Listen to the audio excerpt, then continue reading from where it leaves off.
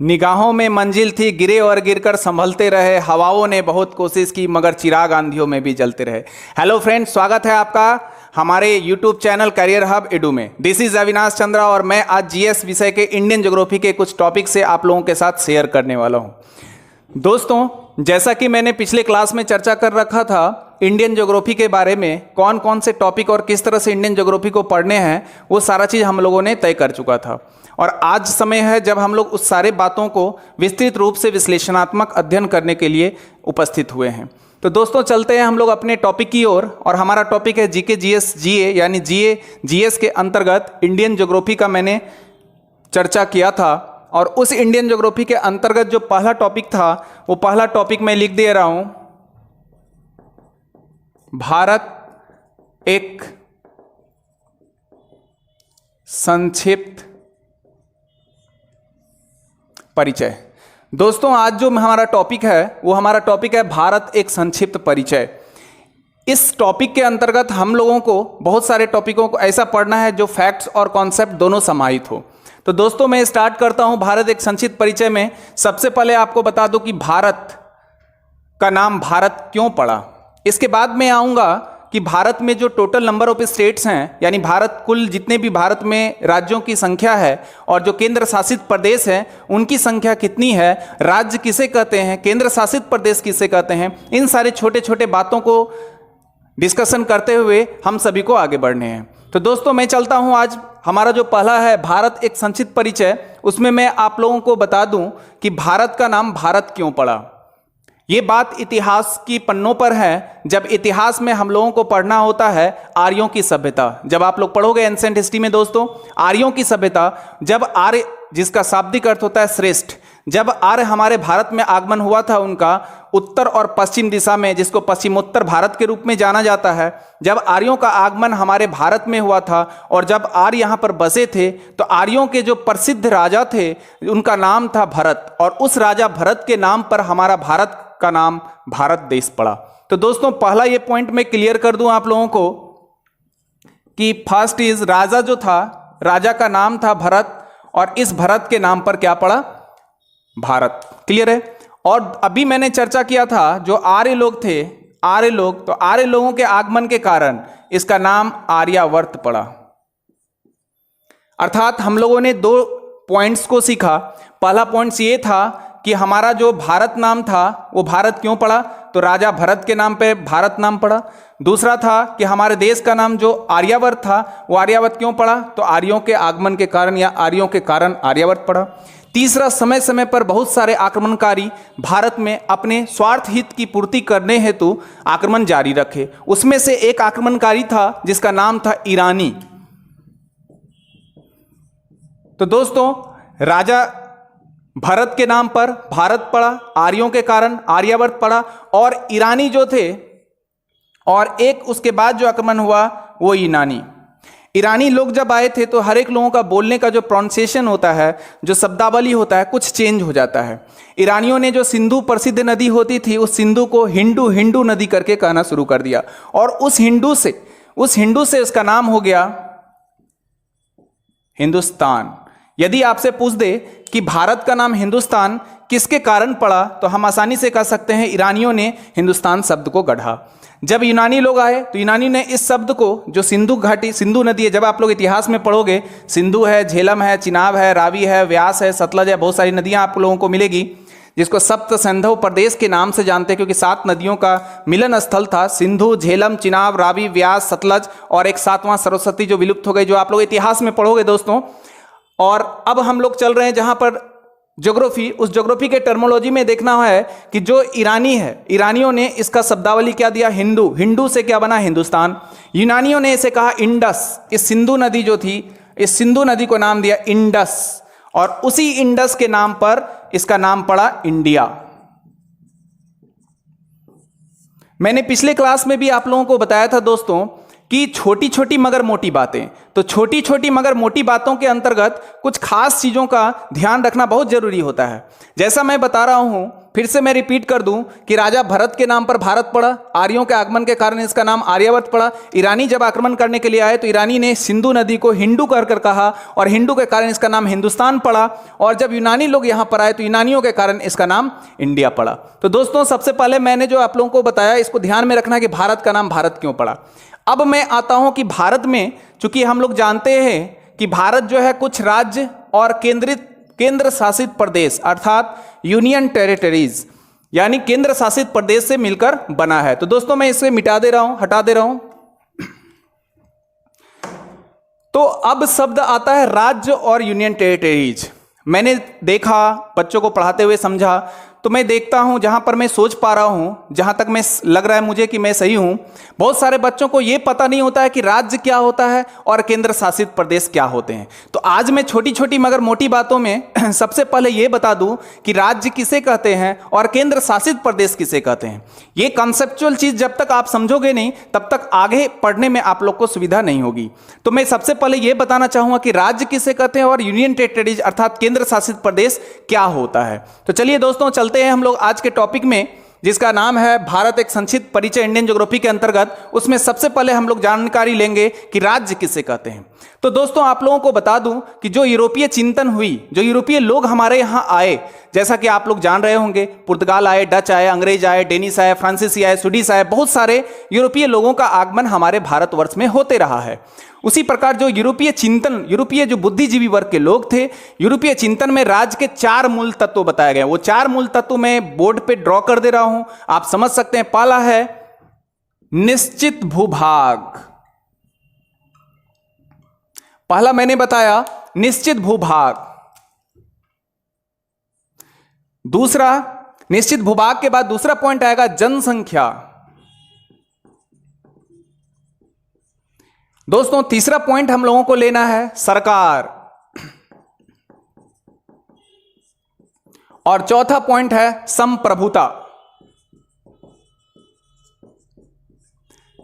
यानी यूरोपीय चिंतन में राज्य के 4 मूल तत्वों को बताया है। और वो 4 मूल तत्व कौन कौन से हैं, जैसा मैंने बोर्ड पे लिखा है, निश्चित भूभाग। कोई भी एक पार्टिकुलर प्लेस, कोई भी एक क्षेत्र होगा, उस क्षेत्र में रहने वाले पार्टिकुलर जनसंख्या होंगे, पॉपुलेशन होगा, वहां की गवर्नमेंट होगी, सरकार होंगे, और उसकी संप्रभुता, सॉवरेन जिसको बोलते हैं। सॉवरेन का मतलब क्या होता है मैं पॉलिटी में बताऊंगा। सॉवरेन का मतलब होता है अपने रूप में, किसी भी रूप में स्वतंत्र रूप से आप निर्णय ले सकते हो, बिना किसी दबाव के, बिना किसी बाहरी और आंतरिक हस्तक्षेप के। अपने अनुसार आपको डिसीजन मेकिंग का पावर होगा, उसको हम लोग बोलते हैं सॉवरेन या संप्रभुता। तो हम लोगों ने देखा निश्चित भूभाग, जनसंख्या और सरकार और संप्रभुता जहां उपस्थित हो, उसी चीजों को, उसी टर्मोलॉजी को हम लोग कहते हैं राज्य। तो दोस्तों आप लोगों ने समझ गया कि राज्य क्या होता है। जब भी राज्य की परिभाषा पूछे तो ये 4 शब्द जहां दिखे वो समझो राज्य है। उम्मीद है पहले इस चीजों के बारे में आप लोगों को जानकारी नहीं होगी। तो अगर आप लोगों को कुछ नया दिखे या कुछ अच्छा लगे तो निश्चित रूप से हमारे कमेंट बॉक्स में लिखकर बताएं कि आप लोगों को कहां पर बहुत अच्छा लग रहा है और कहां कुछ कमी महसूस हो रही है, ताकि मैं इसको और ज्यादा विस्तृत करने का प्रयास करूं। और अगर अच्छा लगे तो लाइक करें, शेयर करें, सब्सक्राइब करें और जितना ज्यादा हो सके उसे आगे बढ़ाएं, ताकि सारे बच्चे इस चीजों को फायदा उठा पाए। तो पहला हम लोगों ने सीखा कि राज्य क्या होता है, राज्य किसे कहते हैं। जो हमारे यहां भारत में वर्तमान में 28 स्टेट्स हैं, उसके बारे में भी मैं चर्चा करूंगा। दूसरा शब्द है यूनियन टेरिटरीज, यानी केंद्र शासित प्रदेश क्या होते हैं। तो सबसे अगला जो पॉइंट है हम लोगों का, केंद्र शासित प्रदेश, तो सबसे पहला मेरा यही होगा कि यूनियन टेरिटरीज क्या होते हैं। तो दोस्तों मैं बता दूं कि जिसकी अपनी चुनी हुई सरकार नहीं होती, बल्कि केंद्र का उसमें हक होता है। मतलब आप बोल सकते हैं कि यूनियन टेरिटरी में सीधे सीधे भारत का शासन होता है। अर्थात जो यूटी की, इसके अलावा दूसरे पॉइंट में आप कवर कर सकते हो कि जो यूनियन टेरिटरीज होता है, जो केंद्र शासित प्रदेश होते हैं, उस केंद्र शासित प्रदेश में जो विधानसभा होगी, मतलब लेजिस्लेटिव असेंबली, विधान सभा और मंत्री परिषद जो कैबिनेट होंगे, वो हो भी सकते हैं अथवा नहीं भी हो सकते हैं। जैसे आप विधानसभा की बात करें तो दिल्ली और पांडिचेरी को आप ले सकते हैं एग्जाम्पल में। यूनियन टेरिटरीज की विधानसभा के अधिकार बहुत सीमित होते हैं और राष्ट्रपति प्रत्येक यूनियन टेरिटरीज का एक एडमिनिस्ट्रेटर या लेफ्टिनेंट गवर्नर नॉमिनेट करते हैं। दोस्तों बता दूं कि लेफ्टिनेंट गवर्नर जो होते हैं उससे की नियुक्ति केंद्र सरकार के द्वारा होती है। कुछ केंद्र शासित प्रदेश में उपराज्यपाल और कुछ में प्रशासक कहा जाता है। तो दोस्तों हम लोगों ने देखा कि यूनियन टेरिटरीज क्या होता है। और राज्य क्या होता है, ये अभी हम लोगों ने अच्छे से समझ गया। ये छोटी छोटी मगर मोटी बातें हैं। बहुत सारे बच्चे यूनियन टेरिटरीज और राज्य के बारे में समझ नहीं पाते। आज मैं उसका पूरा विस्तृत विश्लेषण कर रहा हूं ताकि आप समझ जाएं कि राज्य यूनियन टेरिटरीज क्या होता है। अब हम लोग चलते हैं कि जो यूनियन टेरिटरीज होता है, जो केंद्र शासित प्रदेश होते हैं, वो केंद्र शासित प्रदेश क्यों बनाए जाते हैं। तो दोस्तों मैं चलता हूं अगले पॉइंट में कि केंद्र शासित प्रदेश क्यों बनाए जाते हैं, यूनियन टेरिटरीज क्यों बनाए जाएंगे। अब आती है पॉइंट कि यूनियन टेरिटरीज बनाने के कोई एक कारण नहीं, उसके बल्कि बहुत सारे कारण जिम्मेदार होते हैं। सबसे पहले मैं ले लूं तो पॉइंट वाइज अगर मैं पढ़ूं देखूं तो ये पहला पॉइंट जो है वो है आपका भौगोलिक कारण, ज्योग्राफिकल रीजन। ये भौगोलिक कारण, भौगोलिक कारण में क्या होगा, जैसा कि मैं बता रहा हूं, अगर किसी भी कोई भी क्षेत्र का एक अपना जनसंख्या है, अपना क्षेत्रफल है, तो जनसंख्या और क्षेत्रफल के दृष्टिकोण से जो बहुत छोटा है उसे राज्य का दर्जा नहीं दिया जा सकता। कानूनी तौर से वो भारत का पार्ट है, लेकिन वो लैंड जो है भारत से क्या है, दूर है। दैट फॉर एग्जांपल आप ले लो अंडमान निकोबार द्वीप समूह। जैसा कि मैं मैप में, शॉर्ट मैप में आपको बता दूं, अगर ये भारत है तो भारत के इस पार्ट में मैं देख पा रहा हूं, ये जो केंद्र शासित प्रदेश है इसका नाम है अंडमान निकोबार और इसका नाम है लक्षद्वीप। लेकिन मैं बात कर रहा हूं किसका, अंडमान निकोबार और लक्षद्वीप का।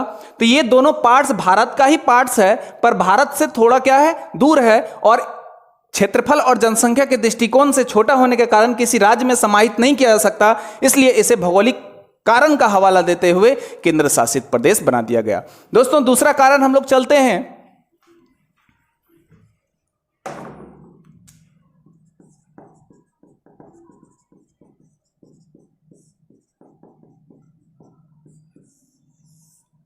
सांस्कृतिक कारण। सांस्कृतिक कारण क्या होता है, कल्चरल काउज, मतलब लंबे समय तक यूरोपीय देश जैसे पुर्तगाल, फ्रांस आदि का राज हमारे भारतवर्ष में रहा था। यहाँ का कल्चर वहाँ के कल्चर से बहुत सारा मेल खाता है, और उस मेल खाने के कारण जो हमारे यहाँ का कल्चर होता है, वहाँ का कल्चर वो डिसमिस ना हो, उसको बचाए रखने हेतु हमें केंद्र शासित प्रदेश का दर्जा दे दिया, यानी वो सांस्कृतिक कारण के अंतर्गत आ गया। जैसे एग्जाम्पल में गोवा, एग्जाम्पल में मैं ले सकता हूं गोवा, दमन दीव,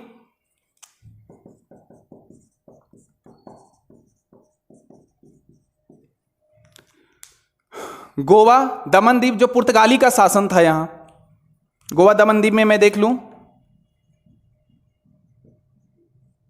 पुर्तगालियों का शासन था, गोवा को राज्य का दर्जा दे दिया गया था। इसके अलावा अगर मैं बात करूं दोस्तों,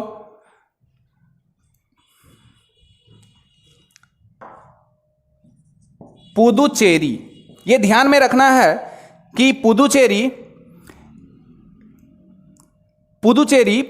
के बारे में मैं बता दूं आपको, जो पुदुचेरी था उसके 3 पार्ट होते थे, है ना। इसके अलावा आप दादर नगर हवेली भी ले लो, दादर नगर हवेली ले लो। कि मैं अभी बता रहा था सांस्कृतिक कारण में गोवा दमन दीव, गोवा राज्य का दर्जा दे दिया गया, दमन दीव, ये सब क्षेत्रों पर पुर्तगालियों का आधिपत्य था। जैसा मैं फिगर में दिखा रहा हूं, ये दीव है, ये दमन है। इसके बारे में मैं डिटेल्स बताऊंगा, घबराने की बात नहीं है, थोड़ा सा रुक जाएं। अब मैं देखता हूं एक अगला नाम ले लूं, जैसा मैंने ले लिया दादर नागर हवेली, दादर और नागर हवेली। तो आपको बता दूं कि जो दादर नगर हवेली था, इसमें पहले प्रारंभिक समय में मराठों का राज हुआ करता था, और बाद के समय में फिर पुर्तगालियां भी यहां पर राज करना शुरू कर दिए थे। इसके बाद एक नाम ले लूं मैं, पुदुचेरी। तो पुदुचेरी को बेसिकली 3 राज्यों में 4 नाम से जाना जाता है। तो मैं आप लोगों को बता दूं कि पुदुचेरी का, यहां आप लोग देख सकते हो मैप में,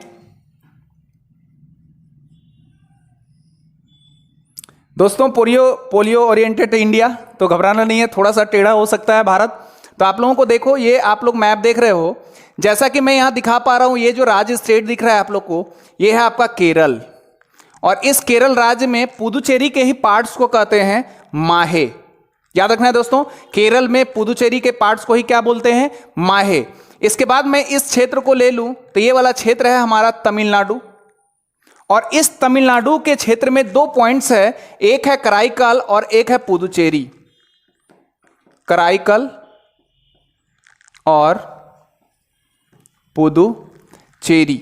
अगर मैं इसके ऊपर तमिलनाडु के ऊपर वाले क्षेत्र को हस्तक्षेप करूं, ये वाला पार्ट्स देख लूं जिसे हम लोग आंध्र प्रदेश के नाम से जानते हैं, ये आंध्र प्रदेश के नाम से जानते हैं, तो ये आंध्र प्रदेश में इसे यनम के नाम से जाना जाता है, यनम। तो दोस्तों हमने क्या देखा कि जो पुदुचेरी था वो पुदुचेरी कुल कितने राज्य में थे? 3 राज्य में। कौन कौन राज्य में थे? तो केरल में थे, तमिलनाडु में थे, आंध्र प्रदेश में थे। ओके, केरल में क्या नाम था? माहे। तमिलनाडु में क्या नाम था? कराईकल और पुदुचेरी। आंध्र प्रदेश में क्या नाम था? यनम। और मुख्य रूप से ये पुदुचेरी जो है तमिलनाडु वाला ही पार्ट्स है। तो जैसा कि मैंने अभी बताया कि दमन द्वीप में पुर्तगालियों का शासन था, दादर नगर हवेली में मराठों का राज था, बाद में पुर्तगाली भी आ गए। पुदुचेरी 3 पार्ट में बटा हुआ था जो फ्रांसीसियों के अधीन था। इस प्रकार से सांस्कृतिक विचारधारा के कारण भी इसे यूनियन टेरिटरीज बनाया गया। एक और बात बता दूं कि अंडमान निकोबार द्वीप समूह में एक खास प्रकार की जनजाति पाई जाती है जिसका नाम है जारवा जनजाति, जो वर्तमान में बहुत सारे एग्जाम में पूछे जाते हैं। अब दोस्तों मैं चलता हूं अगले पॉइंट की तरफ, आप लोग नोट कर सकते हो इसको बढ़िया से। पहला पॉइंट हम लोगों का था भौगोलिक कारण, दूसरा था सांस्कृतिक कारण, और तीसरा पॉइंट हम लोगों का आएगा राजनीतिक और प्रशासनिक कारण।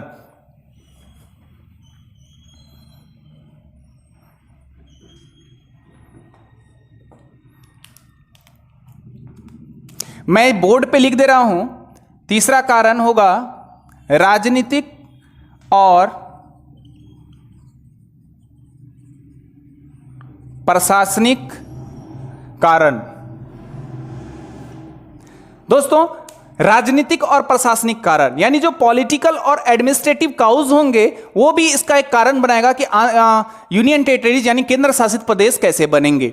जैसा कि हम लोग देख पा रहे हैं, दिमाग में हो तो एक बात याद रखो आप लोग, 1956 टू 1991। दोस्तों मैंने ये जो लाइन लिखा है इसको ध्यान से रखें, ध्यान दें।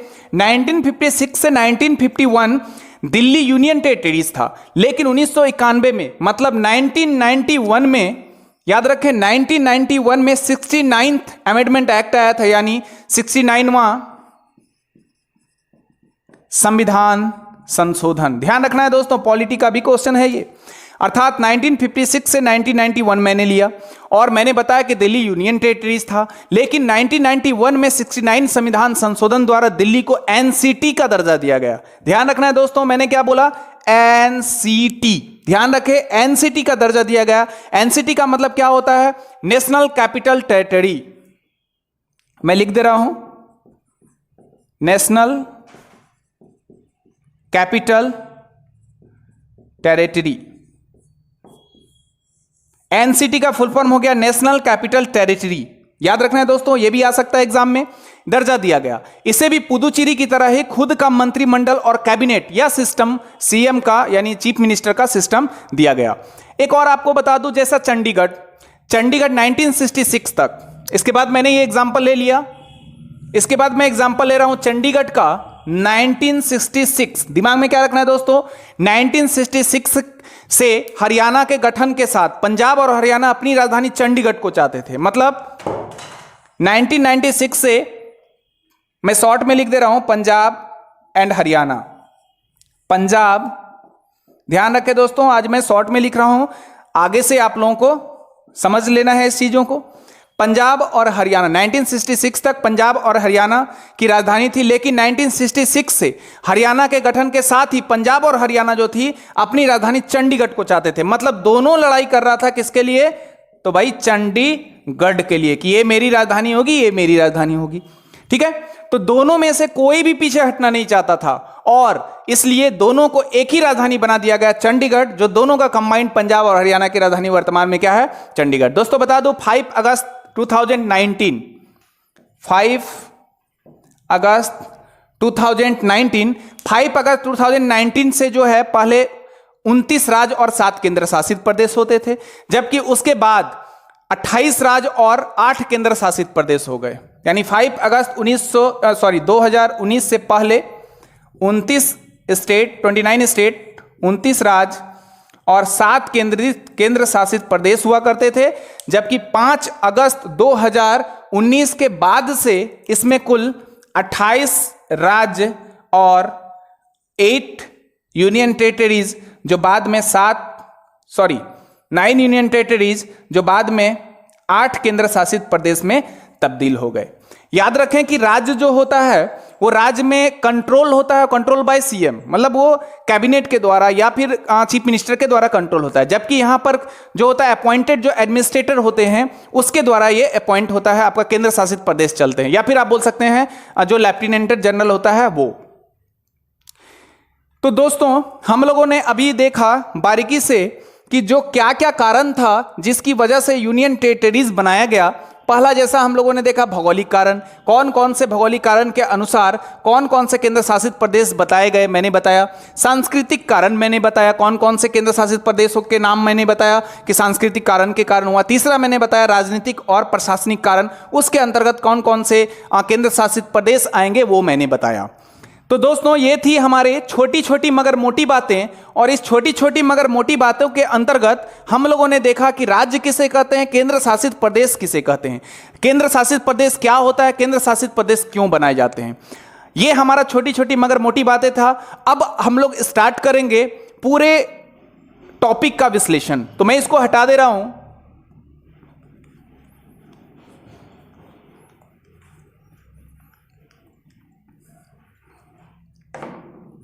तो दोस्तों हम लोग पूरे टॉपिक को पढ़ने से पहले दिमाग में कुछ इस तरह से रख ले कि पूरे राज्य और केंद्र शासित प्रदेश, पूरे राज्य और केंद्र शासित प्रदेश के बारे में क्या क्या होना चाहिए। अभी हम लोगों ने जो पढ़ा वो छोटी छोटी मगर मोटी बातें, और ये बहुत सारे बच्चों को पता नहीं होता है कि केंद्र शासित प्रदेश क्या होता है, केंद्र शासित प्रदेश क्यों बनाए जाते हैं, राज्य किसे कहते हैं। इसलिए मैंने ये तीनों चीज़ों के बारे में, इस सभी चीज़ों के बारे में आप लोगों को अवगत कराया, और उम्मीद है कि आप लोग अंतरात्मा से पूछेंगे कि क्या आप लोगों को अभी तक पता था कि केंद्र शासित प्रदेश क्या होते हैं, क्यों बनाया जाता है, क्या क्या उसके काउज होते हैं। तो जैसा मैंने आपको बताया कि केंद्र शासित प्रदेश और राज्य के बारे में, अब हम लोगों का जो वर्क होगा वो होगा मेन टॉपिक पर।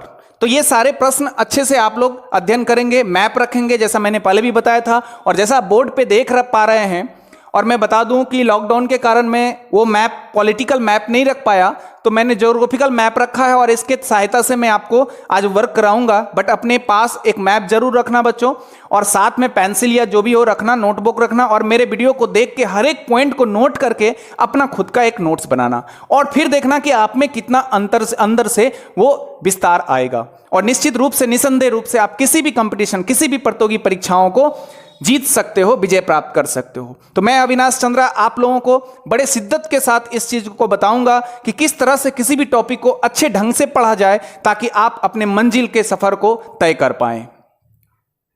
तो दोस्तों आज जो हम लोगों का टॉपिक होगा, जैसा कि मैंने बताया कि इंडियन ज्योग्राफी के अंतर्गत सबसे पहले मैं आपको शॉर्ट में बता दूं कि जो हमारे पास 28 स्टेट्स होंगे, 28 राज्य, और जो हमारे पास यूनियन टेरिटरीज होंगे 8 यूनियन टेरिटरीज, उसके बारे में। तो मैं स्पीड में आप लोगों को थोड़ा बहुत कोरिलेट कर दे रहा हूं, और कुछ ज्योग्राफिकल मैप के अनुसार मैं बता दे रहा हूं, ध्यान दें।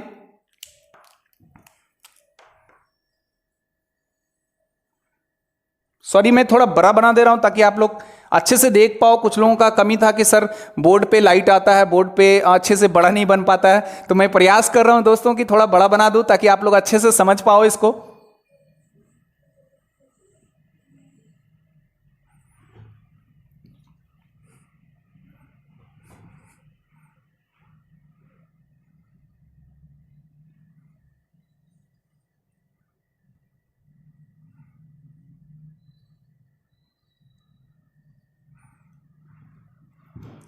ये जो मैंने मैप बनाया है ये थोड़ा सा टेढ़ा मेढ़ा हो सकता है दोस्तों, मैप पे अध्ययन करना है, प्रैक्टिस करना है। जब मैं मेंस के बारे में बताऊंगा तो मैप को भी थोड़ा बढ़िया से बताऊंगा, तो कि चूंकि मेरा आज उद्देश्य इस मैप को बताना बिल्कुल भी नहीं है। जिस दिन मैं मैप बताऊंगा आप देखना हर एक राज्य, हर एक चीज सुटेबल ढंग से वो उपस्थित होगा। तो दोस्तों मैं ओवरऑल व्यू दे दूं कि जो हमारे पास टोटल नंबर ऑफ स्टेट्स हैं वो 28 स्टेट्स कौन कौन से हैं। तो 28 राज्यों के बारे में आप लोगों को जानकारी रखना है। सबसे पहला स्टेट मैं रफ स्केल बता रहा हूं, सबसे पहला स्टेट हम लोगों ने यहां ले लिया, इसे बोलते हैं जम्मू एंड कश्मीर। तो मैं सारे स्टेट्स के बारे में बता दूं, फिर कैपिटल के बारे में बताऊंगा, और उसके बारे में बताऊंगा यूनियन टेरिटरीज के बारे में बताऊंगा। तो दोस्तों मैंने ले लिया जम्मू कश्मीर जो एक राज्य था, अब वो जम्मू कश्मीर टुकड़ा हो गया है और उस जम्मू कश्मीर के टुकड़े को भाग को चेंज करके दो भागों में तब्दील कर दिया गया है और वो जम्मू कश्मीर राज्य ना होकर बल्कि जम्मू कश्मीर एक केंद्र शासित प्रदेश बन चुका है। तो जम्मू कश्मीर का दो क्षेत्र बट गया, एक इधर वाले पार्ट जो आपका राइट हैंड दिख रहा है इसका नाम लद्दाख पड़ा और इधर वाले का नाम कश्मीर पड़ा, जम्मू कश्मीर। तो दोस्तों दिमाग में रखना है कि इधर वाले पार्ट्स का नाम लद्दाख और इधर वाले पार्ट्स का नाम कश्मीर है। कश्मीर वाला क्षेत्र ये जो है पाक ऑक्युपाइड कश्मीर, पाक जिसको बोलते हैं, पाक ऑक्युपाइड कश्मीर, इधर आप LAC बोल सकते हो। तो मैं चलता हूं, अब ये लद्दाख और कश्मीर वाला जो क्षेत्र है वो केंद्र शासित प्रदेश है। पहले जम्मू कश्मीर जो था वो राज्य हुआ करता था, 370 आर्टिकल खत्म हो चुकी है। ये सारा चीजों के बारे में मैं बाद में चर्चा करूंगा। अब मैं मुख्य राज्य के रूप में आता हूं। जैसा कि मैं देख पा रहा हूं जस्ट जम्मू कश्मीर के नीचे का जो क्षेत्र है ये है आपका हिमाचल प्रदेश। तो दोस्तों मैं स्पीड में आपके सारे राज्यों के बारे में अवलोकन करा दे रहा हूं, आप लोगों को भी प्रैक्टिस करना है और इसके बारे में जानकारी रखना है। देखो मैं देख रहा हूं यहाँ हिमाचल प्रदेश है, हिमाचल प्रदेश के इधर मैं आऊंगा तो उत्तराखंड है, उत्तराखंड के बगल में आएगा तो उत्तर प्रदेश है, उत्तर प्रदेश के बिहार साइड में आएगा तो बिहार है, बिहार के नीचे में जाऊंगा तो झारखंड है, झारखंड के साइड में आऊंगा तो यहाँ पर वेस्ट बंगाल है। मैं इधर के पूर्वोत्तर राज्यों को छोड़कर, पूर्वी राज्यों को छोड़कर मैं सारे राज्यों का अवलोकन कर ले रहा हूं, फिर मैं पूर्व राज्य में आऊंगा। तो मैं यहां देख पा रहा हूं वेस्ट बंगाल है, वेस्ट बंगाल के मैं नंबरिंग भी कर सकता हूं, ये 1 2 3 4 5 6, ठीक है। वेस्ट बंगाल के नीचे जब मैं आऊंगा तो यहां पर उड़ीसा है 7, मैं पहले बना दे रहा हूं फिर नंबरिंग कर दे रहा हूं। उड़ीसा के बाद यहां पर आएगा आंध्र प्रदेश, आंध्र प्रदेश के बगल से अलग होगा तेलंगाना, तेलंगाना के बगल में इधर होगा आपका तमिलनाडु, तमिलनाडु के बगल में इधर होगा केरला, करेला नहीं केरला याद रखना है दोस्तों। इसके बगल वाला क्षेत्र जो होगा ये होगा कर्नाटका, कर्नाटका के ऊपर में जो होगा ये होगा गोवा, कर्नाटका, केरला, आंध्र प्रदेश, तेलंगाना, ठीक है। मैं शॉर्ट में लिख दे रहा हूं। इधर वाले जो पार्ट्स होंगे वो होंगे महाराष्ट्र, ये वाला जो पार्ट्स आपको दिखाई दे रहा है ये होगा गुजरात, ये वाला जो पार्ट्स दिख रहा है ये होगा आपका राजस्थान, ये वाला जो पार्ट्स दिख रहा है आपका होगा पंजाब, ये वाला जो पार्ट्स दिख रहा है ये होगा आपका हरियाणा, ठीक है दोस्तों। मैं नंबरिंग कर दूं 8 9 10 11 12 13 14 15 16 17 और बीच में हो गया आपका मध्य प्रदेश और मध्य प्रदेश से अलग हुआ छत्तीसगढ़। तो दोस्तों ये मैंने पूरे भारत के बीच के क्षेत्रों का, सारे क्षेत्रों के बारे में चर्चा किया पूर्वी भाग को छोड़कर। जब मैं पूर्वी भागों का अवलोकन करूंगा तो मैं देख पा रहा हूं कि ये जो क्षेत्र आपको दिखाई दे रहा है दोस्तों, ये वाला क्षेत्र जो उठा हुआ है इस तरह से, वो उठे हुए भाग का नाम है सिक्किम। ध्यान रखना है दोस्तों सिक्किम, इसके बारे में पूरा विस्तृत अवलोकन मुझे करने हैं तो ध्यान रखें। अभी मैं ओवरऑल व्यू बता दे रहा हूं कि कौन कौन से राज्य किस जगह पर प्रॉपर्ली, सिक्किम। और इसके बाद ये वाला जो जगह आएगा ये आपका है असम, और असम के इधर आगे बढ़ेंगे तो ये अरुणाचल प्रदेश है, मैं लिख दे रहा हूं अरुणाचल प्रदेश, ये असम। अरुणाचल प्रदेश के नीचे आऊंगा तो मुझे यहां मिलेगा नागालैंड, नागालैंड के नीचे आने पर ये मुझे मिलेगा मणिपुर, मणिपुर के नीचे मिलेगा मिजोरम, मिजोरम के बगल में मिलेगा मुझे त्रिपुरा, त्रिपुरा के बगल में मिलेगा मुझे मेघालय। तो उम्मीद है मेरा राज्य कंप्लीट हो गया होगा दोस्तों। 19 20 21 22 23 24 25 26 27 हो गए हैं। एक कोई मिसिंग है, मेघालय मैंने बोल दिया, त्रिपुरा मैंने बोल दिया, मिजोरम बोल दिया, मणिपुर बोल दिया, असम बोल दिया, वेस्ट बंगाल बोल दिया।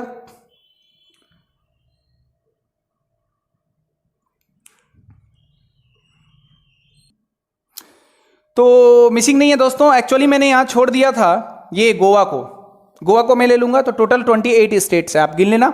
तो एक्चुअल में मैं फिर से जब बताऊंगा 28 स्टेट उसके बारे में चर्चा करूंगा। तो दोस्तों आपका पर्पस ये होगा कि सारे राज्यों को जान ले, मैं इसे हटा दे रहा हूं, प्रैक्टिस करके रखना है। अगले क्लास से मैं फिर इस पे चर्चा करने जा रहा हूं, मैं अभी फिलहाल हटा दूं। 28 स्टेट्स एंड यूनियन टेरिटरीज के बारे में भी चर्चा करना है दोस्तों। छोटी छोटे मोटे मगर मोटी बातें करते हुए हम लोग आगे बढ़ेंगे।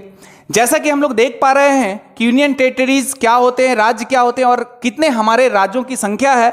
अब प्रॉपर्ली उस राज्य के बारे में हम लोग आएंगे और पहला राज्य जो मैं मैप में दिखा पा रहा हूं आप लोगों को, यह होगा हिमाचल प्रदेश। तो दोस्तों नोट कर लेना है, दिमाग में रखना है जो मैं बता रहा हूं आज। पहला राज्य होगा, मैं शॉर्ट में लिख रहा हूं, हिमाचल प्रदेश। अब यह हिमाचल प्रदेश में जितने भी सारे विस्तृत एग्जाम में पूछे जाएंगे वो सारी चीजों के बारे में मैं बता रहा हूं, एक एक पॉइंट को नोट करके रखेंगे आप लोग दोस्तों। तो हिमाचल प्रदेश के बारे में मैं थोड़ा देख लूं तो हिमाचल प्रदेश जो है जी, यहां पर मैप के अनुसार मैं देख पा रहा हूं हिमाचल प्रदेश 1948 यानी स्वतंत्रता की प्राप्ति के बाद 15 अगस्त 1947, आप लोग जान रहे हो कि जून 1947 को माउंटबेटन योजना आया था और माउंटबेटन योजना के आधार पर भारत और पाकिस्तान दो भागों में वर्गीकृत हो गया था, जो आप लोग इतिहास में पढ़ोगे, मॉडर्न हिस्ट्री में मैं पढ़ाऊंगा। तो फिलहाल मैं हिस्ट्री में जाए बगैर मैं यहां पर आ जाऊं कि 1948 को आफ्टर इंडिपेंडेंट आज़ादी के बाद 1948 को इसे यूनियन टेरिटरीज बनाया गया था और 25 जनवरी 1971, मैंने क्या बोला 1948 और 1948 को क्या बनाया गया था, तो यूनियन टेरिटरीज, केंद्र शासित प्रदेश इसे बनाया गया था। किसे, तो हिमाचल प्रदेश को। दूसरा पॉइंट मैंने क्या बताया कि 25 जनवरी 1971, दोस्तों याद रखने हैं 25 जनवरी 1971 को हिमाचल प्रदेश को राज्य का दर्जा दिया गया, जो भारत का 18वां राज्य था। अगर पूछा जाए दोस्तों कि भारत का 18वां राज्य कौन था, तो हिमाचल प्रदेश। हिमाचल प्रदेश को यूनियन केंद्र शासित प्रदेश कब बनाया, 1948 आफ्टर इंडिपेंडेंस। और हिमाचल प्रदेश को राज्य कब बनाया गया, तो 25 जनवरी 1971 को। और ये आप देख लो कि जो आपका हिमाचल प्रदेश है, ये हिमाचल प्रदेश भारत के किस लोकेशन में पड़ रहा है। तो भारत का जो लोकेशन मैंने पिछले क्लास में आप लोगों को बताया था, आप लोग ध्यान दोगे तो ये ऊपर में नॉर्थ था, इधर साउथ था, इधर ईस्ट था और इधर वेस्ट था। और अगर इसकी स्थिति देखोगे आप लोग, पूरे भारत को बीच में अगर लोगे इंडिया का, तो इस इंडिया के लोकेशन में आप लोग देख पा रहे हो, तो ये इस लोकेशन में पड़ रहा है। दैट मीन्स कि ये जो हिमाचल प्रदेश है, वो हिमाचल प्रदेश जो है वो किस भाग में पड़ रहा है, तो भारत के उत्तर पश्चिम भाग में पड़ रहा है। तो मैं यहां लिख दे रहा हूं नॉर्थ वेस्ट, अर्थात उत्तर पश्चिम। तो दोस्तों पहला पॉइंट मैंने क्या बताया कि भारत हिमाचल प्रदेश जो था आफ्टर इंडिपेंडेंस आजादी के बाद कुछ रियासतों को मिलाकर 1948 में यूनियन टेरिटरीज बना। 25 जनवरी 1971 को 18वां राज्य का दर्जा दिया गया इसे, और ये नॉर्थ वेस्ट उत्तर पश्चिम में स्थित है। जब आप मैप से देखोगे तो उत्तर और दक्षिण में चौहद्दी वो किस किस दिशा में है उसको मैं बता दूं। अगर मैं मैप के अनुसार देख लूं तो ये आपका मैप में दिखा पा रहा हूं हिमाचल प्रदेश। इस हिमाचल प्रदेश के उत्तर में ये लद्दाख और ये उत्तर के प्रदेश में ही कश्मीर वाला हिस्सा है। तो दोस्तों इसके दो भाग में बांट दे रहा हूं। ये उत्तर अगर नॉर्थ है, ये साउथ है, ये ईस्ट है और ये वेस्ट है। अगर नॉर्थ की बात करूं तो नॉर्थ में मुझे ये हिमाचल प्रदेश के नॉर्थ में मुझे एक तो ये लद्दाख वाला पार्ट दिख रहा है और दूसरा ये जम्मू कश्मीर का पार्ट दिख रहा है। अर्थात मैं कह सकता हूं कि हिमाचल प्रदेश, ये हिमाचल प्रदेश है, मैं लिख दे रहा हूं यहां पर हिमाचल प्रदेश शॉर्ट में। दोस्तों हिमाचल प्रदेश के नॉर्थ में यानी हिमाचल प्रदेश के उत्तर दिशा में दो केंद्र शासित प्रदेश आपको दिख रहे हैं ना। एक कौन सा दिख रहा है भाई, तो एक हमें लद्दाख दिख रहा है। दूसरा कौन सा दिख रहा है भाई, तो दूसरा जम्मू एंड कश्मीर। शॉर्ट में दोस्तों मैंने जम्मू एंड कश्मीर लिखा। नोट कर लेना है बढ़िया से, अच्छे से समझ लेना है और आगे बढ़ना है, क्योंकि जब तक आप लोग छोटी छोटी मगर मोटी बातें और कॉन्सेप्चुअल चीजों को नहीं लेंगे तब तक आप लोग अच्छे से नहीं सीख पाएंगे। तो मैं अब चलता हूं नॉर्थ में। मैंने क्या ले लिया दोस्तों, लद्दाख और जम्मू कश्मीर। अगर पश्चिम में बात करूं तो आप लोग देख लो हिमाचल प्रदेश के पश्चिम में कौन सा राज्य है भाई, तो हिमाचल प्रदेश के जो पश्चिम क्षेत्र में होंगे उसमें है पंजाब। तो ये मैंने लिया हिमाचल प्रदेश के पश्चिम में कौन है, पंजाब। नॉर्थ में कौन था भाई, तो लद्दाख था, और कौन था, जम्मू कश्मीर था। और हिमाचल प्रदेश के पश्चिम में कौन सा है, तो पंजाब है। तो हिमाचल प्रदेश के पश्चिम में मैं यहां लिख दे रहा हूं दूसरे मार्कर का प्रयोग करके पंजाब। शॉर्ट में लिख रहा हूं दोस्तों पंजाब। ओके, अब मैं चलता हूं साउथ में। अगर ये हिमाचल प्रदेश है और हिमाचल प्रदेश के साउथ में देखूं तो आपको स्पष्ट दिखेगा दोस्तों, हिमाचल प्रदेश के दक्षिण में हरियाणा राज्य है। हरियाणा, हरियाणवी, ये हरियाणा मैं शॉर्ट में लिख दे रहा हूं HR, यानी हिमाचल प्रदेश के दक्षिण में हरियाणा राज्य है। और हिमाचल प्रदेश के पूर्व की अगर ओर देखूं, आप लोग को जैसा दिख रहा होगा, पूर्व की ओर देखूं तो हिमाचल प्रदेश के पूर्व में कोई राज्य नहीं बल्कि एक देश है, और यह देश का नाम है तिब्बत। और आपको बता दूं ये तिब्बत अधीन है किसके, तो चीन के। अर्थात यू कैन से, आप कह सकते हो कि हिमाचल प्रदेश के पूर्व में या तो तिब्बत बोल सकते हो या तो बोल सकते हो चीन स्थित है। अर्थात हम लोग कह सकते हैं कि हिमाचल प्रदेश के उत्तर क्षेत्र में दो केंद्र शासित प्रदेश लद्दाख और जम्मू कश्मीर, जैसा तस्वीर में मैं देख पा रहा हूं लद्दाख और जम्मू कश्मीर, और हिमाचल प्रदेश के पश्चिम में पंजाब, हिमाचल प्रदेश के पश्चिम में पंजाब, हिमाचल प्रदेश के दक्षिण में हरियाणा, हिमाचल प्रदेश के दक्षिण में हरियाणा, और हिमाचल प्रदेश के पूर्व में कोई राज्य नहीं है बल्कि देश है, और वो देश है तिब्बत और चाइना। तो दोस्तों पूर्व में तिब्बत और चाइना। उम्मीद है ये सारी चीजें आप लोगों को समझ में आ रही होगी। अब मैं चलता हूं आगे इसके कैपिटल की ओर। दोस्तों इसको आप लोग ड्रॉ कर सकते हैं अपनी कॉपी में, मैं हटा दे रहा हूं। और अच्छे से पढ़ते चलेंगे। ये पॉइंट बाय पॉइंट करके हर एक चीज़ों को समझेंगे। मैं इसे हटा रहा हूं, अगले पॉइंट की तरफ चलता हूं। हमारा पॉइंट ही था हिमाचल प्रदेश, और वो हिमाचल प्रदेश को मैं आगे बढ़ाऊं तो हिमाचल प्रदेश की जो राजधानी है वो राजधानी का नाम है शिमला। तो अगर पूछ दे capital of Himachal Pradesh, that is Shimla. इसे फर्स्ट राजधानी कहा जाता है। और हिमाचल प्रदेश की दूसरी राजधानी है, जिस दूसरी राजधानी का नाम है धर्मशाला। ये आपका सेकंड कैपिटल ऑफ हिमाचल प्रदेश। तो दोस्तों हिमाचल प्रदेश की हम लोगों ने दो राजधानी ली, एक शिमला और एक धर्मशाला। तो शिमला जो था एक देवी थी जिसका नाम था श्यामला देवी। तो श्यामला देवी के आधार पर ही, श्यामला देवी के नाम पर ही इसका नाम पड़ा शिमला। तो मैं लिख दे रहा हूं यहां पर श्यामला देवी। श्यामला देवी के नाम पर इसका नाम पड़ा शिमला। अब मैं आगे बता दूं आपको कि हिमाचल प्रदेश का जो सबसे बड़ा नगर है वो है आपका शिमला। और अब दूसरी राजधानी मैंने क्या बताया, धर्मशाला। यानी हिमाचल प्रदेश की दो राजधानी हमने ड्रॉ किया दोस्तों, एक शिमला और एक धर्मशाला। इसको ध्यान में रखें। अब मैं आता हूं कि हिमाचल प्रदेश का शाब्दिक अर्थ क्या होता है। तो हिमाचल प्रदेश का शाब्दिक अर्थ होता है बर्फीले पहाड़ों का प्रांत। मैं लिख दे रहा हूं यहां, बर्फीले पहाड़ों का प्रांत। यानी हिमाचल प्रदेश का अर्थ, हिमाचल प्रदेश का अर्थ हो गया बर्फीले पहाड़ों का प्रांत। आपको बता दूं दोस्तों, जो केरल है, मैंने जैसा मैप में बता रहा हूं, आप लोग ध्यान देंगे, इसे मैं हटा दे रहा हूं।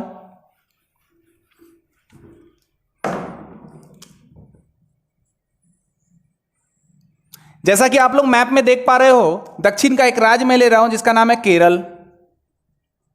तो आपको बता दूं दोस्तों कि केरल के बाद दूसरे स्थान पर सबसे कम भ्रष्ट वाला जो राज्य है वो है हिमाचल प्रदेश। तो आप बोलोगे कैसे सर? तो ये एक रिपोर्ट था ट्रांसपेरेंसी इंटरनेशनल के 2005, ट्रांसपेरेंसी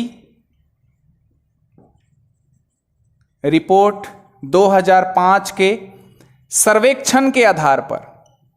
दोस्तों याद रखना है, ट्रांसपेरेंसी रिपोर्ट 2005 के सर्वेक्षण के अनुसार केरल के बाद हिमाचल प्रदेश दूसरा सबसे कम भ्रष्ट वाला राज्य है। यानी यहां भ्रष्टता जो है वो कम है। तो दोस्तों आगे हम लोग बढ़ते हैं। अब आगे बढ़ेंगे तो हम लोगों का जो पॉइंट होगा, इसको मैं हटा दे रहा हूं। आप लोगों ने नोट कर लिया होगा कि केरल के बाद दूसरा सबसे कम भ्रष्ट वाला राज्य जो है वो हिमाचल प्रदेश है। और वो हमें रिपोर्ट कहां से मिला? तो ट्रांसपेरेंसी रिपोर्ट 2005 के सर्वेक्षण के आधार पर मैं आपको बता पा रहा हूं कि ये इस तरह का रिपोर्ट है। मैं इसे हटा दे रहा हूं दोस्तों। अब हम लोग चलते हैं अगले पॉइंट की ओर, और वो पॉइंट है इसकी अर्थव्यवस्था। मैं यहां पर ड्रॉ कर दे रहा हूं। जो हिमाचल प्रदेश है, उस हिमाचल प्रदेश की जो अर्थव्यवस्था है वो दो चीजों पर डिपेंड है, एक कृषि और बागवानी। अगर पूछ दे कि हिमाचल प्रदेश जो है किस किस चीज पर आधारित है इसकी अर्थव्यवस्था, तो मैं देख पा रहा हूं दो चीजों पर यह आधारित है दोस्तों, कृषि और बागवानी प्रमुख रूप से है, परंतु इसके अलावे बिजली है, पर्यटन है, और कृषि पर भी यह डिपेंड है। चूंकि यह हिमालय पर्वत की शिवालिक श्रेणियों का हिस्सा है। दोस्तों यह दिमाग में रखना है, हिमालय पर्वत की शिवालिक श्रेणी। आपके दिमाग में अगर आ रहा होगा कि ये शिवालिक श्रेणी क्या है, तो मैं बताऊंगा कि किस प्रकार हिमालय को तोड़कर चार भागों में डिवाइड किया गया था। ट्रांस हिमालय है, बृहद हिमालय है, महान हिमालय है, शिवालिक हिमालय है। तो उसी प्रकार हिमालय पर्वत की शिवालिक श्रेणी में हिमाचल प्रदेश स्थित है। दोस्तों मैं हटा दे रहा हूं, हिमाचल प्रदेश स्थित है, ये मैं लिख दे रहा हूं HP फॉर हिमाचल प्रदेश। यह हिमालय पर्वत की शिवालिक श्रेणी के का हिस्सा है। अब मैं चलता हूं इसके जो प्रमुख पर्वतीय दर्शनीय स्थल है वो मैं लिख दे रहा हूं। हिमाचल प्रदेश के प्रमुख दर्शनीय स्थल जो टूरिस्ट के रूप में भी काम होते हैं। तो प्रमुख दर्शनीय स्थल या पर्वतीय दर्शनीय स्थल भी आप बोल सकते हो, यहां पर्वतीय दर्शनीय स्थल भी बोल सकते हो आप। पर्वतीय दर्शनीय स्थल में जैसे मैं नाम ले रहा हूं कुल्लू, मैं लिख दे रहा हूं कुल्लू, कांगड़ा। जो प्रमुख जो पर्वतीय दर्शनीय स्थल है मैं उसमें कुल्लू, कांगड़ा, डलहौजी आप ले लो, धर्मशाला ले लो, ठीक है, धर्मशाला ले लिया आपने, सोलन ले लो, रवि घाटी ले लो, सोलन ले लिया आपने रवि घाटी ले लिया। इसके अलावा कसौली, चैल और कुकड़ी, कसौली, चैल, कुकड़ी। तो दोस्तों मैं बता दूं कि प्रमुख जो एग्जामिनेशन पॉइंट ऑफ व्यू से जो ज्यादातर पूछे जाते हैं वो कुल्लू को दिमाग में रखना है, कांगड़ा को ध्यान में रखना है, डलहौजी को ध्यान में रखना है, धर्मशाला को ध्यान में रखना है। ये सारे से क्वेश्चन पूछे जाते हैं, ये सब को भी दिमाग में रखना है दोस्तों। लेकिन बहुत वेरी वेरी इंपॉर्टेंट क्वेश्चन में ये चारों का नाम आता है। तो प्रमुख दर्शनीय स्थल, पर्वतीय जो दर्शनीय स्थल होंगे जहां लोग देखने के लिए जाते हैं, घूमने के लिए जाते हैं, वो कुल्लू, कांगड़ा, डलहौजी और धर्मशाला। याद रखना है, कुल्लू, कांगड़ा, डलहौजी और धर्मशाला। इसके अलावा सोलन, रवि घाटी, कसौली, चैल और कुकड़ी। अगर देखने में कोई प्रॉब्लम हो रहा हो तो आप लोग जो मैं बोल रहा हूं उसे सुनकर आप लोग लिखने का प्रयत्न करेंगे। हो सकता है लिखावट में थोड़ा सा मतभेद हो। तो दोस्तों अगले पॉइंट की ओर चलता हूं मैं। हिमाचल प्रदेश में ही कुछ झील हैं, जैसा मैं लिख रहा हूं चंद्रताल झील, चंद्रताल झील। देखो बच्चों, यहां पर मैक्सिमम बच्चे फंस जाते हैं ये ताल को देखकर। ताल समझ रहे हो ना, जैसा मैंने क्लास में भी बताया था, ताल जहां रहेगा तो क्या मार देना है भाई, तो उत्तराखंड मार देते हो आंसर। कोई भी झील मिल गया ताल तो उत्तराखंड, नाग दिख गया तो कहां भाई, तो जम्मू कश्मीर में। लेकिन यहां पर आप फंस जाओगे। यहां पर ध्यान देना है आपको, चंद्रताल तो है, ताल भी है, लेकिन यहां उत्तराखंड बिल्कुल नहीं होगा, उत्तरांचल बिल्कुल नहीं होगा, छत्तीसगढ़ बिल्कुल नहीं होगा। ये चंद्रताल कहां है, तो हिमाचल प्रदेश में। तो चंद्रताल झील कहां है दोस्तों, हिमाचल प्रदेश में। ये क्यों फेमस है, क्योंकि चंद्रताल झील जो है वो नम भूमि घोषित किया गया है, वेटलैंड। मैं लिख दे रहा हूं यहां, ध्यान देंगे दोस्तों, वेटलैंड। तो दो वेटलैंड, बहुत सारे बच्चों को समझ में नहीं आ रहा होगा कि सर वेटलैंड क्या है। कि इससे पहले आप कमेंट बॉक्स में मुझे लिखो कि सर वेटलैंड समझ में नहीं है, मैं आपको बता दे रहा हूं। इसका मतलब होता है आर्द्र भूमि, वैसा क्षेत्र जो तुलनात्मक रूप से पानी में डूबा हो, दलदल क्षेत्र हो, उन क्षेत्रों में जहां पर पानी की मात्रा ज्यादा हो, उन क्षेत्रों को हम लोग कहते हैं वेटलैंड या आर्द्र भूमि।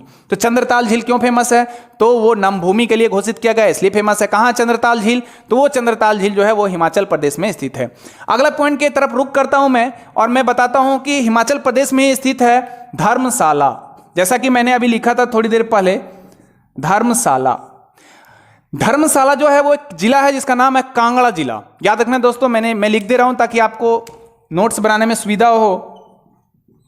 कांगड़ा जिले के, हिमाचल प्रदेश में स्थित कांगड़ा जिले में धौलाधर श्रेणी पर पर्वतीय नगर है। देखो दोस्तों, मैं आप बता रहा हूं धौलाधर श्रेणी। अब आपके दिमाग में आ रहा होगा कि धौलाधर श्रेणी क्या है, कहां है, इसके बारे में मैं तुरंत बताऊंगा। पहले दिमाग में रख लो कि धर्मशाला हिमाचल प्रदेश के कांगड़ा जिले में है, जो धौलाधर श्रेणी पर पर्वतीय नगर है, जहां पर जो तिब्बत के दलाई लामा हैं, आप लोग जान रहे होंगे, अवगत होंगे। तो तिब्बत के जो दलाई लामा होते हैं, या आप बोल सकते हो कि जहां पर दलाई लामा का निवास स्थान है। इसके साथ साथ ज्वाला देवी का मंदिर भी है। मैं लिख दे रहा हूं, दलाई लामा का निवास स्थान, गर्म जल स्रोत, ज्वालामुखी।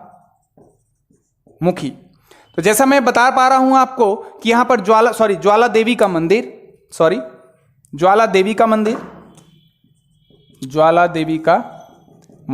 ये सारा कहां पर है दोस्तों, तो ये सारा आपको मिलेगा हिमाचल प्रदेश में, और वो भी कहां पर, तो धर्मशाला में, हिमाचल प्रदेश के धर्मशाला के पास में मिलेगा। तो मैं आपको एक फिगर ड्रॉ कर रहा हूं जिसके द्वारा आप ये जान लो कि पीर पंजाल श्रेणी क्या होता है, धौलाधर श्रेणी क्या होता है, शिवालिक श्रेणी क्या होता है। तो मैं हटा दे रहा हूं दोस्तों।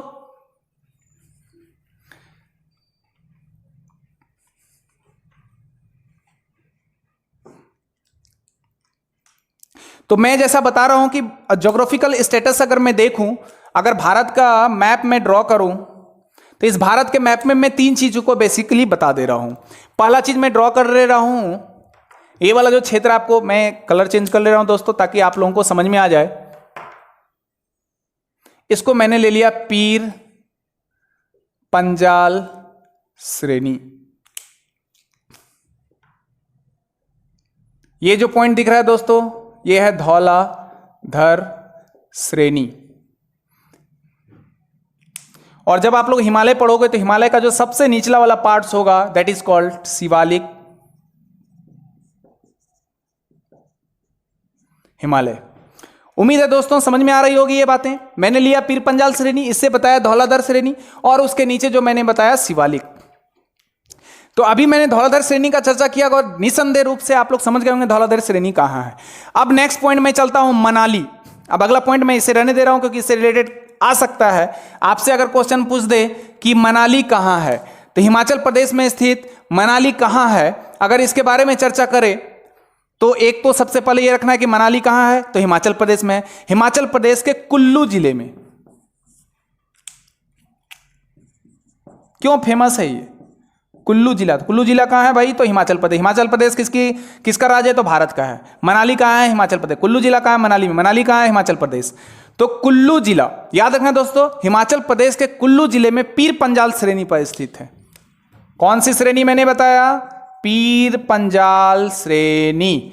चूंकि अभी थोड़ी देर पहले मैंने चर्चा किया था, देखो दोस्तों पीर पंजाल श्रेणी, इससे पहले जो मैंने धर्मशाला का बताया था उसमें धौलाधर श्रेणी चर्चा किया, देखो यहाँ है, और इसके बाद मैंने शिवालिक का चर्चा किया, शिवालिक हिमालय यहाँ है। तो अकॉर्डिंग टू मैप आप लोग समझ पा रहे हो कि पीर पंजाल कौन है, धौला। बाद में हम लोग को और भी चीज पढ़ना है जब ज्योग्राफिकल स्टेटस फिजिकल स्टेटस में पढ़ूंगा इंडियन ज्योग्राफी का। तो कुल्लू जिला मनाली में है, पीर पंजाल श्रेणी के पास में स्थित है, तो ये मनाली के बारे में हम लोग पढ़े। इसके अलावा एक बहुत इंपॉर्टेंट चीज है कि यहां भूतापीय ऊर्जा निकाली जाती है। मतलब ये जो मनाली है, इसी मनाली से क्या है? भूतापीय ऊर्जा। कौन सी ऊर्जा दोस्तों? तो भूतापीय ऊर्जा निकाली जाती है, मतलब जियोथर्मल एनर्जी। मैं लिख दे रहा हूं यहां, जियोथर्मल एनर्जी। भूतापीय ऊर्जा के लिए फेमस है दोस्तों मनाली, याद रखना है। इसके बाद मैं चलता हूं एक और पॉइंट, पार्वती घाटी। इसको मैं हटा दे रहा हूं दोस्तों। हिमाचल प्रदेश का हम लोग अध्ययन कर रहे हैं और हिमाचल प्रदेश के अंतर्गत एक पॉइंट में नाम ले रहा हूं जिसका नाम है पार्वती घाटी। दोस्तों पार्वती घाटी जो है हिमाचल प्रदेश में भूतापीय ऊर्जा के लिए जाना जाता है। जैसा मैंने अभी बताया था, जियोथर्मल एनर्जी यानी भूतापीय ऊर्जा के लिए विख्यात है पार्वती घाटी। शंकर भगवान के पार्वती जान ही रहे होंगे आप लोग, तो पार्वती घाटी। इसके अलावा हम लोग को बात करना है सोलन। एक अगला पॉइंट मैं ले रहा हूं, हिमाचल प्रदेश में स्थित है सोलन। आपको बता दूं कि ये जो सोलन है ये मुख्य पर्यटक स्थल है और यहां उद्यान वानिकी और विश्वविद्यालय की स्थापना की है। उद्यान और वानिकी, उद्यान और वानिकी विश्वविद्यालय, विश्वविद्यालय।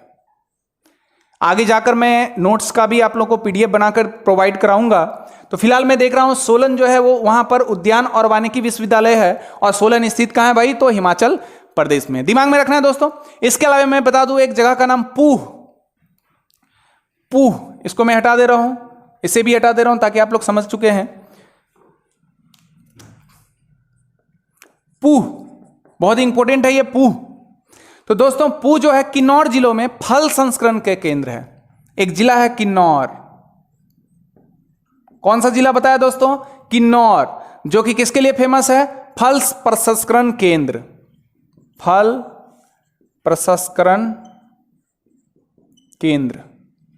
ध्यान रखना है दोस्तों, हिमाचल प्रदेश में स्थित एक जगह जिसका नाम है पूह, जो किन्नौर जिले में स्थित है, जो फल प्रसंस्करण केंद्र यहां पर उपस्थित है। अब आगे मैं चलता हूं सिपकिल्ला दर्रे, जो कि हिमाचल प्रदेश में ही स्थित है। सिपकिल्ला दर्रे, मैं फिर से लिख रहा हूं हिमाचल प्रदेश, और इसके अंतर्गत पढ़ना है सिपकिल्ला दर्रे। दर्रे मतलब फोल्ट, पासेज, जो ज्योग्राफी मैप में इस तरह से बताया जाता है। एक जगह को दूसरे जगह से जोड़ने वाले क्षेत्र को क्या बोलते हैं? पर्वतीय क्षेत्र को दर्रे, फॉल्ट कहते हैं ना, पासेज कहते हैं। जैसा कि आप लोग पिक्चर देखोगे माउंटेन माझी, इस तरह करके कुछ बिहार के गया वाले क्षेत्रों से पिक्चर बनाया गया था, तो वो पिक्चर के अनुसार देख रहे हैं आप लोग, तो उससे क्या कहते हैं? दर्रे कहते हैं। तो सिपकिल्ला दर्रे, इसी दर्रे से होकर NH-22 तिब्बत के लिए जाता है। याद रखना है दोस्तों, सिपकिल्ला दर्रे से NH-22 किसके लिए जाता है भाई? तो तिब्बत के लिए जाता है। तिब्बत मतलब चीन का जो क्षेत्र है।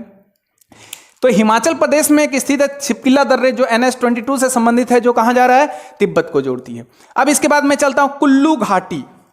हिमाचल प्रदेश में स्थित है कुल्लू, थोड़ी देर पहले मैंने लिखा था कुल्लू घाटी। तो आपको बता दूं कि जो कुल्लू घाटी है हिमाचल प्रदेश में धौलाधर और पीर पंजाल श्रेणी, दोस्तों ध्यान दें, धौलाधर और पीर पंजाल श्रेणी के बीच स्थित है। तो अब आप लोग आराम से बता सकते हो, जैसा मैंने मैप में पहले भी बताया था कि ये जो पार्ट्स आप लोग देख पा रहे हो अकॉर्डिंग टू दिस मैप, ये वाला जो क्षेत्र मैंने अभी थोड़ी देर पहले बताया था, सॉरी, ये वाला जो क्षेत्र बताया था सबसे ऊपरी भाग, ये था आपका पीर पंजाल श्रेणी। इसके बाद मैंने बनाया था धौलाधर श्रेणी और मैंने कहा था शिवालिक। तो ये हो गया पीर पंजाल श्रेणी, ये हो गया आपका धौलाधर श्रेणी। इन दोनों के बीच में जो स्थित है वो स्थित है कौन सी घाटी? तो कुल्लू घाटी। मैप को अच्छे समझना है। ये मैंने बताया पीर पंजाल श्रेणी, ये मैंने बताया धौलाधर श्रेणी, और इन दोनों के बीच में जो घाटी स्थित है उस घाटी को क्या बोलते हैं? कुल्लू घाटी। और ये कुल्लू घाटी किस राज्य में है? हिमाचल प्रदेश। हिमाचल प्रदेश कहाँ है? तो भारत में है। तो दोस्तों उम्मीद है कि कुल्लू घाटी समझ में आया होगा। इसके बाद हम लोग चल रहे हैं, एक आईएएस के 2006 में पूछा हुआ प्रश्न था, मुझे याद आ रहा है, जिसका नाम है सांगला घाटी या वास्पा का घाटी। दोस्तों मैं ये हटा दे रहा हूं,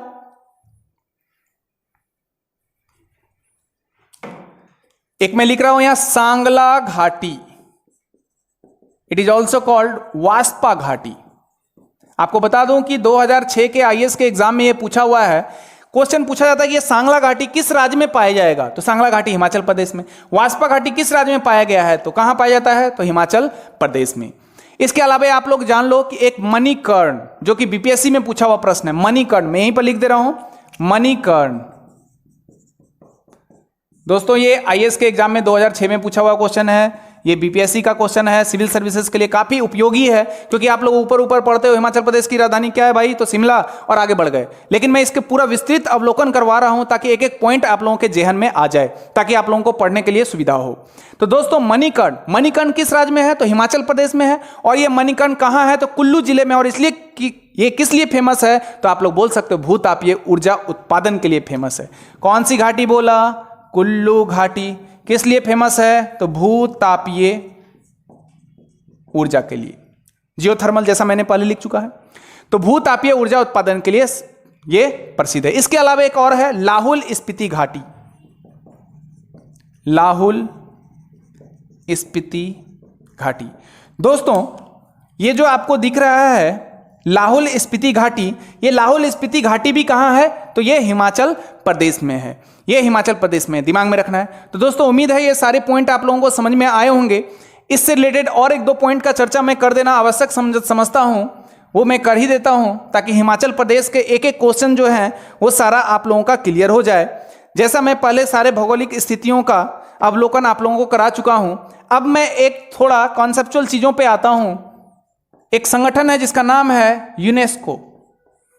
आप लोगों ने बहुत सारे लोग सुन के रखा होगा यूनेस्को, चूंकि यूनेस्को जो है, जिसका फुल फॉर्म होता है the United Nations Educational Scientific Cultural Organization. याद रखना दोस्तों, the United Nations Educational Scientific Cultural Organization, जिसकी स्थापना 4 नवंबर 1945 में हुई थी, और इसका मुख्यालय है पेरिस। और पेरिस कहाँ है दोस्तों? तो ये फ्रांस में है। याद रखना है, यूनेस्को की स्थापना 4 नवंबर 1945 में हुई थी, और इसका मुख्यालय हेडक्वार्टर पेरिस फ्रांस में है। यूनेस्को द्वारा विश्व विरासत स्थल के रूप में घोषित किया गया था ब्रिटिश निर्मित कालका शिमला रेलवे स्थान। मैं लिख दे रहा हूं दोस्तों, कालका शिमला रेलवे। तो दोस्तों याद रखें, ये कालका शिमला रेलवे लाइन एक प्रमुख पर्यटन स्थल है, जो किस राज्य में स्थित है? तो हिमाचल प्रदेश राज्य में स्थित है। इसके अलावा लास्ट पॉइंट में मैं आपको बताऊं, अगला पॉइंट, कि पांगी घाटी, एक क्वेश्चन पूछा जा सकता है, पांगी घाटी जो चंबा जिले में स्थित है। अगर आपसे क्वेश्चन पूछ दे कि पांगा घाटी किस राज्य में है, तो हम लोग क्या बोलेंगे? हिमाचल प्रदेश में है। और जो पांगी घाटी है वो किस जिले में है? तो चंबा जिले में। हिमाचल प्रदेश के किस जिले में सर? तो चंबा जिले में स्थित है। और ये क्यों फेमस है? क्योंकि ये सौर ऊर्जा केंद्र से संबंधित है। तो दोस्तों सौर ऊर्जा केंद्र से संबंधित है। तो हिमाचल प्रदेश के पांगी घाटी के बारे में आप लोगों को जानकारी मिली। तो दोस्तों ये सारा हिमाचल प्रदेश का जो मैंने स्टार्टिंग से लास्ट तक बताया, सारे वीडियो को आप लोग अच्छे से देखें, और जो भी पॉइंट्स आपके सामने आते हैं उसको नोट करें, और ध्यान रखें कि आप एटलस का प्रयोग जरूर करें। एटलस के प्रयोग के द्वारा ही आप इसको अच्छे से सुचारू ढंग से आत्मसात कर सकते हो और अपने उस मुकाम को हासिल कर सकते हो जिसका सपना आपने संजोया है। तो दोस्तों, जब भी आप लोग ज्योग्राफी पढ़ने के लिए जाओ तो सबसे पहले एटलस रखो, मैप रखो, ग्लोब रखो, ताकि आपका वो सारा ध्यान, सारा फोकस जो है वो कॉन्सेंट्रेट होते हुए उस पर लगे। जैसा कि हम लोगों ने देखा, हिमाचल प्रदेश मैप के अनुसार आप देख पा रहे हो, ये हिमाचल प्रदेश के उत्तर में मैंने चौहद्दी बांटा, लद्दाख है, जम्मू कश्मीर है, इधर पंजाब है, इधर साउथ में हरियाणा है, इस तरफ मैं देख पा रहा हूं। तो आप बोल सकते हो हिमाचल प्रदेश के एक और चीज जो मैंने शायद छोड़ रखा, उसको आप लोग कर सकते हो। मैं बता दे रहा हूं यहां कि जो आपका ये वाला जो पार्ट्स था, मतलब जो मैंने बताया था नॉर्थ में क्या बताया था दोस्तों? तो नॉर्थ में मैंने बताया था लद्दाख और जम्मू कश्मीर। नॉर्थ में क्या बताया था दोस्तों? तो लद्दाख या जम्मू कश्मीर। तो उसके बाद मैंने क्या बताया था? पश्चिम में पंजाब, दक्षिण में हरियाणा, पूर्व में तिब्बत और चीन। लेकिन हमने ये पार्ट छोड़ रखा था जो मैं आपको बता दे रहा हूं, सॉरी टू मिस्टेक, ये मेरी फॉल्ट थी कि मैंने ये भूल गया। तो ये उत्तराखंड राज्य भी है। मतलब ये किस राज्य, किस डायरेक्शन में है सर? तो ये ईस्ट है, ये साउथ है, ये वेस्ट है। तो आप बोल सकते हो कि साउथ ईस्ट, यानी दक्षिण पूर्व में स्थित एक राज्य है जिसका नाम है उत्तराखंड। तो दोस्तों, अगर आपके पास कॉन्सेप्ट है तो इस तरह से अगर कुछ मिस भी हो जाए तो वो आपके दिमाग में आ जाता है। उम्मीद है दोस्तों कि हिमाचल प्रदेश के बारे में आप लोगों ने सीखा होगा। आज जो हम लोगों ने किया, छोटी छोटी मगर मोटी बातों के अंतर्गत हम लोगों ने बेसिकली राज्य क्या होता है उसके बारे में चर्चा किया, भारत के कितने राज्य हैं उसके बारे में चर्चा किया, केंद्र शासित प्रदेश क्या होते हैं उसके बारे में चर्चा किया, केंद्र शासित प्रदेश क्यों होते हैं इसके बारे में चर्चा किया, केंद्र शासित प्रदेश में किस प्रकार के शासन होते हैं वो हमने चर्चा किया। और इसके अलावे आपको बता दूं कि जितने भी हिमाचल प्रदेश से रिलेटेड आर्थिक हो, भौतिक हो, उन सारी चीजों का हम लोगों ने अवलोकन किया। इसके अलावा एक अलग अलग वीडियो में, जैसा कि मैं सोच पा रहा हूं कि जब मैं करंट अफेयर्स डालूंगा, करंट अफेयर्स का अपलोड करूंगा वीडियो, तो उसमें मैं विभिन्न राज्यों के राज्यपाल, मुख्यमंत्री, विधानसभा, विधानमंडल, लोकसभा, राज्यसभा सीटों की संख्या, सभी चीजों को डिस्ट्रीब्यूट करते हुए आप लोगों को वीडियो प्रोवाइड कराऊंगा। तो दोस्तों, मैं चाहता हूं अगर मेरे इस वीडियो से आपको लाभ हुआ हो, अगर आपको आपकी सोच में कुछ भी जरा सा तनिक परिवर्तन भी हुआ हो, तो निश्चित रूप से इसे लाइक करें, शेयर करें और सब्सक्राइब करें और बेल आइकन दबाना ना भूलें। क्योंकि दोस्तों, बेल आइकन जब आप दबाओगे तो निश्चित रूप से ये वीडियो सबसे पहले आपके मोबाइल में आएगा या आपके टूल्स में आएगा और आप आसानी से उसे यूज कर सकते हो। तो दोस्तों, मैं इसी तरह अगले वीडियो में फिर से उपस्थित होऊंगा। नाथ चंद्रा की तरफ से बाय बाय। तो जय हिंद, जय भारत।